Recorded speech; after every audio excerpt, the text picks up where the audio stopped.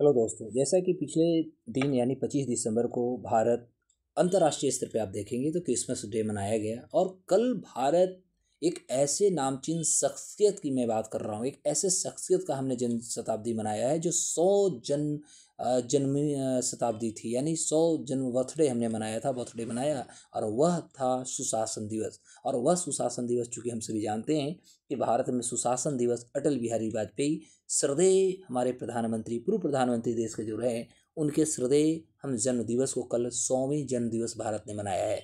और चूंकि आज हम जो डिस्कस करने जा रहे हैं, ये हमारा टॉपिक भी कुछ वैसा ही है जो एक कह सकते हैं कि अटल बिहारी वाजपेयी की एक सपना थी। और वह सपना था कि भारत में नदी जोड़ो परियोजना जो थी, ये नदी जोड़ो परियोजना जैसी योजनाएं जो थी, यह अटल बिहारी वाजपेयी की थी। उसके बाद स्वर्ण चतुर्भुज परियोजना की यदि बात करें तो अटल बिहारी वाजपेयी की थी। और अटल बिहारी वाजपेयी के जो शासनकाल की बात करें, जब वो देश के प्रधानमंत्री थे, तो उनका एक सबसे बड़ा उद्देश्य था कि देश की जो भी हमारे पास नदियां हैं, उस सभी नदियों को जोड़ें। जो सूखा वाली नदियां हैं उसमें बाढ़ की पानी तक पहुंचाएं, जिससे कि बाढ़ को भी संतुलित किया जाए। और कह सकते हैं कि जहाँ पर सूखा है वहाँ पर सिंचाई की सुविधाएं होंगे, लोगों का जल स्तर की समस्याएं वो दूर होंगे। उसके बाद जीव जंतु के लिए जो जल पर्याप्त मात्रा में उपलब्ध होनी चाहिए, ये सारे समस्याओं को निजात देने के लिए कहीं न कहीं अटल बिहारी वाजपेयी की एक बहुत बड़ी सपना थी। और इसी सपना को कल साकार करने हेतु भारतीय प्रधानमंत्री माननीय नरेंद्र मोदी जी के द्वारा कल केन बेतवा नदी जोड़ो राष्ट्रीय परियोजना शुरुआत की गई। तो आज हम बात करने जा रहे हैं केन बेतवा नदी जोड़ो परियोजना है क्या, इससे कौन कौन से राज्यों को फायदा होंगे, या कौन सी मंत्रालय के अंतर्गत आएगा, उसके बाद इसका और संभावनाएं क्या होगी, तथा इसकी ऐतिहासिक पृष्ठभूमि कहाँ से शुरू होता है नदी जोड़ो परियोजना का। ये सारे चीज़ों को आज हम बात करने जा रहे हैं, जिससे कि आने वाला जो भी आपकी एग्ज़ाम होगी, चाहे पीटी हो, मेंस हो, बीपीएससी, यूपीएससी या अदर पीसीएस के साथ साथ हम अन्य एग्ज़ाम की बात कर रहे हैं, सारे एग्ज़ाम में आपके लिए बहुत वंडरफुल होने जा रहा है ये सेशन। तो आप अंतिम तक जुड़े रहें। अच्छा लगे लाइक सब्सक्राइब शेयर करना आप ना भूलें। नमस्कार, मैं प्रोफेसर अशोक कुमार दुबे। आज मैं डिस्कस करने जाऊँ केन बेतवा नदी जोड़ो राष्ट्रीय परियोजना।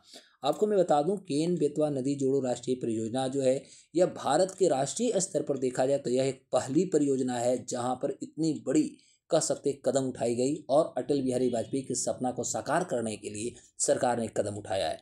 चूंकि देखेंगे तो इसके तहत केन नदी और बेतवा नदी, ये दोनों को आपस में जोड़ करके दोनों का जल जो होगा एक दूसरे के बीच में ट्रांसफ़र किया जाएगा। और ये नदियाँ जो होगा मुख्य रूप से, ये दो नदियाँ जो है आपका केन नदी और बेतवा नदी की यदि बात करें तो दोनों नदियाँ जो है आपको यमुना नदी की एक सहायक नदी है। इस परियोजना से भारत के दो राज्यों को फायदा होने जा रहा है, एक उत्तर प्रदेश होगा, एक मध्य प्रदेश होगा। और दोनों में खास तौर पर दोनों राज्यों के बहुत सारे ऐसे ज़िले होंगे जहाँ पर सिंचाई की सुविधाएं बहुत ज़्यादा अच्छी होगी, जिससे कि एग्रीकल्चर की बढ़ावा मिलेगी, लोगों की रोज़गार मिलेंगे, लोगों की आय में कह सकते हैं आय में कहीं ना कहीं सुधार होंगे। तो इससे बहुत बड़ी फ़ायदा भी होने जा रहा है।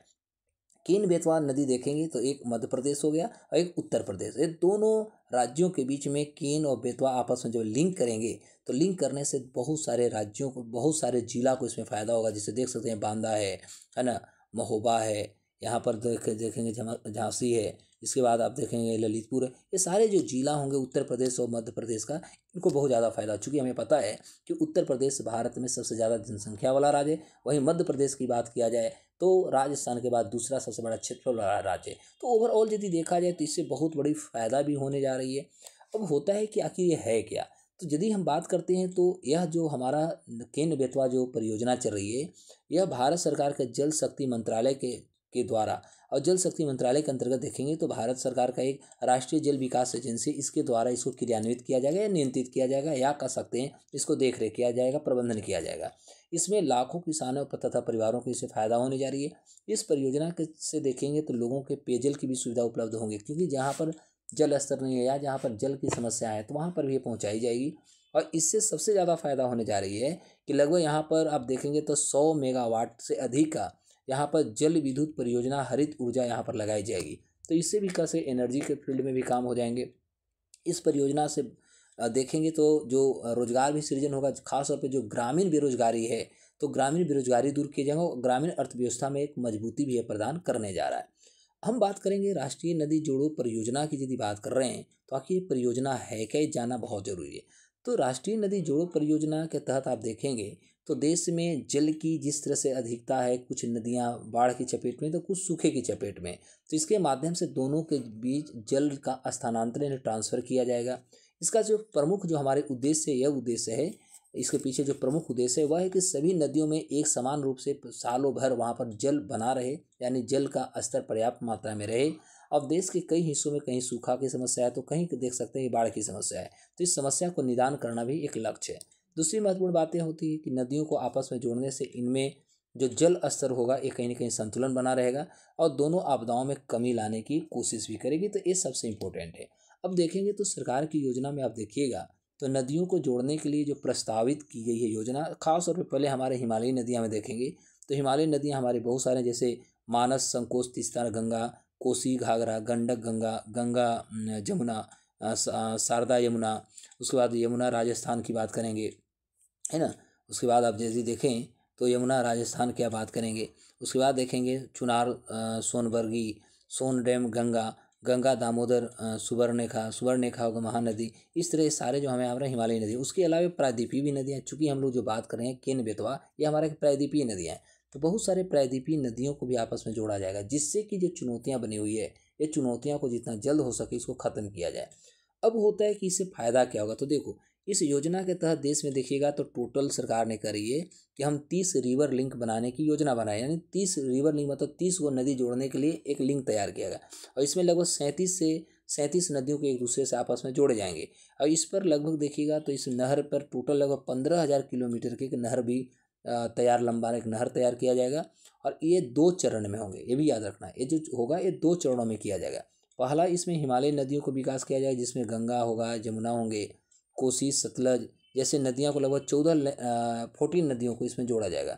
दूसरा प्रायद्वीपीय नदियाँ जो दक्षिण भारत की नदियाँ होंगे उसको जोड़ा जाएगा, जिसमें महानदी, गोदावरी, कृष्णा, कावेरी, नर्मदा, इस तरह से 16 नदी को यहाँ आपस में जोड़ी जाएगी। और ये पूरे के पूरे जो कार्य होंगे ये कार्य किए जाएगा हमारा जल शक्ति मंत्रालय के अधीन, या इसके तहत कर सकते हैं राष्ट्रीय जल विकास एजेंसी जो है NWDA, इसके माध्यम से इसको पूर्ण रूप से नियंत्रण किया जाएगा। अब प्रश्न होता है कि आखिर भारत में जब हम नदी जोड़ों की बात करते हैं तो भारत में नदी जोड़ों परियोजना का ऐतिहासिक पृष्ठभूमि क्या है। तो भारत में नदियों को जोड़ने की जो अवधारणा है यह 1919 में शुरू हुआ। यह 1919 में मद्रास जो हमारी प्रेसिडेंसी थी वहाँ के मुख्य अभियंता देखिएगा तो सर आर्थर कॉटन नाम का एक व्यक्ति था, इसी के द्वारा यह पहली बार हम कह सकते हैं इसकी शुरुआत की गई है। तो उस इंजीनियर का जो नाम था वह नाम था सर आर्थर कॉटन। और 1960 में उस समय देखेंगे तो ऊर्जा और सिंचाई राज्य मंत्री जो थे KL राव थे, उनका भी एक विचार था कि कहीं न कहीं हम गंगा और कावेरी जो नदियां हैं इनको जोड़ करके इसको हम पुनर्जीवित करें और सिंचाई की सुविधाओं को और हम आगे से आगे बढ़ाएं।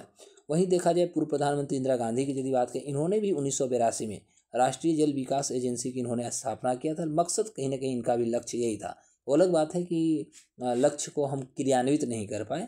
उसके बाद 2002 में देखेंगे तो सुप्रीम कोर्ट ने सरकार को 2003 तक नदी जोड़ो योजना को विकसित करने के लिए उन्होंने प्रेशर भी दिया था और एक दिशा निर्देश भी कहा कि चलो आपको लागू करना होगा, जो कि आप देखेंगे तो 2016 तक इसको पूरा करने का लक्ष्य रखा गया था। वहीं यदि देखेंगे तो 2003 में इसका उद्देश्य का एक टास्क फोर्स भी बनाई गई थी इसको जांच करने के लिए, इसको तैयार करने के लिए।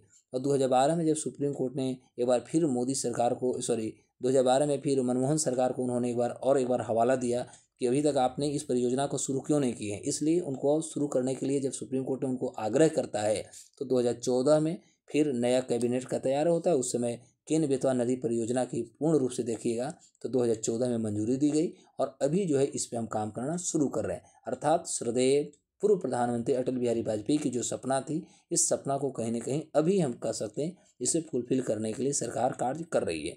तो आपको ये सेशन कैसा लगा आप लोग जरूर बताएंगे कमेंट सेशन में, और लाइक सब्सक्राइब शेयर जरूर करें। और आज से आपका निरंतर एक मैं वीडियो पर डे कोई न कोई इश्यू पे हम आपको जरूर दूंगा। तो नमस्कार, जय हिंद, बाय बाय।